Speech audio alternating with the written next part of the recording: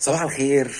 الغساله اتاخدت، الغساله اللي بنغسل فيها هدومنا، الغساله دي من شركه زانوسي، وده الفيديو ده من اكتر الفيديوهات اللي انا ما بحبش افتح سيره فيها ولا اتكلم فيها قصه المشاكل مع الشركات. أنا مش هكلم الشركه، انا بكلم يعني الناس ريفيو عن الموضوع، فكره الافتر سيل اجهزه. اذا لما كنت بقول الجهاز الفلاني احسن بس الافتر سيل بتاعه كذا، كان في ناس بتقول لي يعني ايه افتر سيل اصلا. الغساله دي بقى لها فتره بيعمل صوت لما بتعصر، صوت هليكوبتر كده شغال عندنا في البيت. قمت متصل بالشركه، اول سؤال عندهم انت في الضمان ولا بره الضمان؟ قلت لهم انا في الضمان. طب خلاص بص هتظبط المناسيب الارتفاع والاتياش وتشوفها وراها وبتتهز ولا متهز. قال لا لا اعمل بس ده هتبقى زي الفل. عملت ده وما بقتش زي الفل. سافرنا ورحنا وجينا على ما تبتدي تركز وتفوق تاني، فاتصلت بيهم. طب السؤال انت في الضمان؟ قلت لهم بره الضمان، بس كنت كلمتكم من قبل كده ما بيحبوش الضمان. الفني جه فيرست لوك كده على الغساله ودورها، قال لي بس ده كده جواها هدوم، اندر وير، شرابات. طب ما تفتح وتوريني. قال لا لا ده اكيد الشركه هي اللي هتفتح وتبتدي تبلغك وتقول لك الوضع، بس دي احتمال تغير كذا وتعمل كذا. قلت له طب افرض ما فيش الكلام ده، ما فيش حاجه جواه. قال لا مستحيل، ده هم قبل ما يغيروا هيوروك اصلا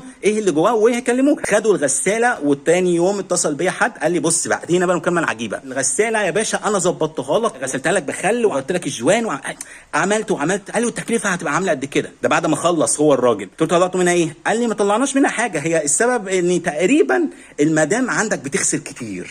المدام بتغسل كتير. والله طب ما حصل. واهو قلت له ما تعرفوش من جوه اي حاجه ولا هدوم. قال لي لا لا خالص. استنى في جنيه طلعناه والجنيه حتى في جيبي، لما اجي هوريهولك. انت متصل بالشركه قمت عامل ايه شكوى. لغايه دلوقتي الغساله لسه عندهم. هو ده مفهوم الافتر سيل. ليه الفني اللي جه ما فتحهاش وراني المشكله؟ ليه قبل ما تركبوا الحاجات دي ما عرفتونيش المشكله وعرفتوني ان ما طلعش منها حاجه؟ في الاخر يعني نداء الى زانوسي، انا لو بالنسبه لي هرمي الغساله دي في الارض، اهم حاجه ما يضحكش عليا، ما تقرطسش، ما يصحش.